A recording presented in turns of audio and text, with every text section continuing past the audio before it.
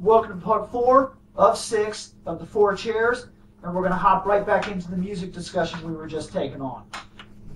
The actual Johnny B. Goode that was played in Back to the Future, I believe, I don't think I'm wrong, I actually think this is true, they took Michael J. Fox to a recording studio. And had him record it. And yeah, he's actually the one that's doing that. Like in that, yeah, that's actually like his version of Johnny B. Goode, which is kind of interesting that they went that extra leap. And it helps him too because he doesn't have to look like a joke. Like, I don't know. He can get into the character more too. Yeah, it probably helps for that. Because I mean, in the '80s, he's that rock guy who loves rock and all that other stuff. And if he's got to play it in the movie anyways, he had to learn how to play guitar. I think he actually did learn how to play guitar. I think he had to be able to sing the song. So he had to know the words to actually get the vocals for it, and it probably helped him get into the character a lot more. I'd say it probably Which did. is probably why, I mean, I honestly really like the Marty McFly character. Well, that's another thing too, because they wanted everything to be off. perfect in this movie, so they wanted his singing to be perfect too. Because if you think about it, like we were talking about, he probably had lessons. The makeup and everything's perfect in the film, so they also wanted the singing to be perfect too. I mean, why not? I mean, they put a lot of time into these films. Well, since we are on the music right now, I'd like to say it's kind of like a plug more than anything, but I just want to drop his name. The guy who does the actual theme song for Back to the Future, I believe his name is like Alan Silverstreet. Silverstreet, is that it? I think so. But it's not a big deal, but I'd just like to throw his name out there because a lot of those type of performers in general in music, they're not rock gods or nothing like that. They don't make a legends list. But this guy really, he created a piece of music that is like a part of our pop culture. There's not a person out there that doesn't know what he did, the Back to the Future thing. I mean, he really should have some sort of credit. So I just wanted to plug his name and put him out there and just, I don't know, they never get any kind of credit, so I wanted to do that. Well, I mean, take it like right now. I mean, there's plenty of huge orchestras that still play the Back to the Future thing. Yeah. I mean, they have it completely composed for a whole 300 plus people orchestra, and it still sounds amazing. Well, it was a good piece of music. Exactly. It really was. I mean, it stuck with the film. Classical was really the way to go. Orchestra, classical, however you want to phrase it. Because had they just put some song there like that, I honestly can't remember the guy's name who does the song at the start of the movie. What is Power of Love? That's it, Power of Love. I can't remember who does that, but no idea. That's what I mean. Like, had they done just a normal rock or theme or some song like that, it would have sucked. I don't think it would have lasted the way it did, because this but is that's kind of the like original song. I mean, even throughout the whole movie, I mean, just like anytime something's picking up real fast, bam, you hear the Back to the Future thing. Well, it carried through all 3 movies too. With I mean, if slight you're just a normal artist, this is just in general, but I would hate to have one of my songs be the beginning of a movie, because every time someone hears that song, like, oh man, that movie sucked. Yeah. Or, wow man, that movie was awesome. And then you get no credit because, well, your thunder got stolen by a movie. Well, it's kind of true, but then again, and I know your name is forgotten, yes, but at the same time, you can feel accomplished. If there would have been just a blank spot of nothing in that movie, sometimes your music is really one of the things that drives the scene. Mm-hmm. Silent scene doesn't work as well as something with that back music. Well, here's a different topic, but it's still on music. What is with why does Doc Brown have that amp? Oh, yeah, the ridiculous amp. I have a conclusion. I have a reason for it, but I want to hear your guys' first.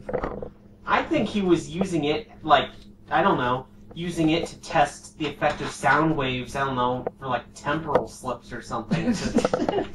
Giant amp, just blast it and make something travel through time. That's all right guys, wait, we got this? Flip giant switch, doom!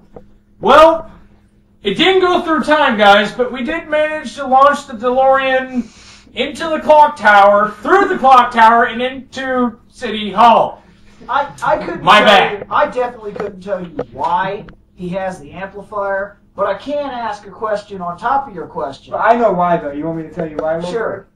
Marty. He's really good friends with Marty. Right away, he was like, So, but really? Ridiculous answer. He's our time. he loves music. You know, Marty was probably like, yeah, I It's want gotta be the other way around. I want you to make a badass amp, and he's like, okay, and he makes it because he like right away he's like, oh yeah, don't forget, just to remind you, don't plug into the amplifier, knowing he's already gonna do it. So he made it for Marty. Well, it's Wrong, but boom, it's everything's possible. destroyed. It's possible he's just some punk kid. He hears that he meets this Doc guy. Hey, you got this awesome amplifier. Yeah, Mind if I hook up? Mind if I hook up? But we don't know how long him and And Marty then he gets caught up in all his wacky experiments. It could and be theories. that he made it for Marty. It's possible. You don't know that. Like that's what I think. It is a possibility. Because he said it was an overload. It doesn't always like he hit it, he goes like that, and goes like. No, he said yeah, it was an crazy. overload, but that's part of my question. The doc says that he doesn't exactly say this word for word, but the doc was running an experiment. I don't know what experiment he was running, but I want to understand. He's probably trying to launch the DeLorean. No, this is ridiculous. He ran an experiment that not only set all of his clocks 25 minutes slow. He didn't set them slow. His experiment made them 25 minutes slow. So for 25 And- minutes, time stopped for those clocks. And the amplifier had a ridiculous overload that blew half his house away. Like, what was he doing? But it seems Maybe like they were he has a connected. big Maybe he was thing with, like, clocks, though. wait. Amp Or to for that stop matter, the clocks. Marty has a watch. Uh-huh. And all of a sudden, he's like, they're all exactly 25 minutes slow. And he's like, oh man, crap, I'm late for school. The watch beeps like every hour, doesn't it? But my It's supposed question to. is, At 8 o'clock, how did he not know? okay, but if you were Marty, would you ever trust anything in Doc's house? I mean, Doc's already crazy. Why would you trust his clocks? Because Plutonium. crazy A-bomb scientists with time-traveling car, You have to ridiculous remember, he amp. didn't know anything about time traveling. He just had like crazy experience. He's just some kooky crazy guy who lets me plug Alright, into well, his fine, amp. but I'm gonna trust him. Experiments. And That's they nothing, never actually. worked. So. He made a But big you always deal- trust yeah. those people, though. He made a big deal about that nothing he ever made ever worked. But like at the very start, he has coffee that automatically turns on, TV switchy thing, Automatic dog feeder. What is happened to that? those? That's an actual concept that I still don't see even today. I've They seen a have few it in the failed movie. types. If they have it in the movie, Well, it's just then a how bunch- is it not a practical thing? Like they still can't make an automatic dog feeder? I'm gonna make one, guys, because I They want can make automatic it, but freaking it's dog just a feeder. big erector set. Yeah. There's that machine now that'll play fetch with your dog so your lazy ass can go watch TV and they still can't feed your dog without your assistance? Well, you still gotta teach your dog how to use the thing. Not really. Dog Yeah. figure it out if it really wants to. Automatic Or timer. it's just gonna bring Dump the food freaking out. thing Yeah, to you. automatic timer. Like right when his alarm clock went off, his TV went on.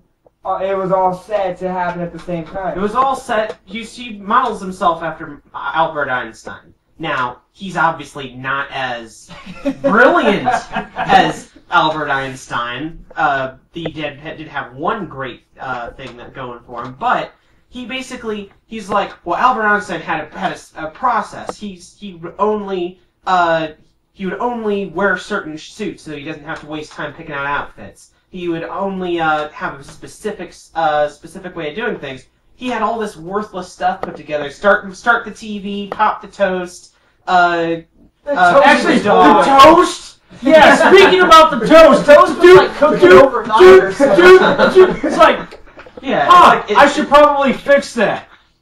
Walk away. Yeah, none of it worked, but he just still decided it was necessary to keep his life on track, even though, he really wasn't accomplishing This is probably a whole why lot. he has such a fetish with clocks, because all of his Everything is experiments time. is all about time. I think, like if you think about it, like his dog feeder and all that stuff, it's all about time. And then, like the main thing he was worried about when he was doing the time travel thing, if his dog is the time. Like everything, all his experiments revolve around the time. Well, besides them. Well, Crazy mind. I think the big Yeah, reason right. for that is probably because he had the, Albert Einstein. Well, I'm complex, gonna say, just to make it clear, time isn't exactly always on our side. Please see part 5. We gotta go.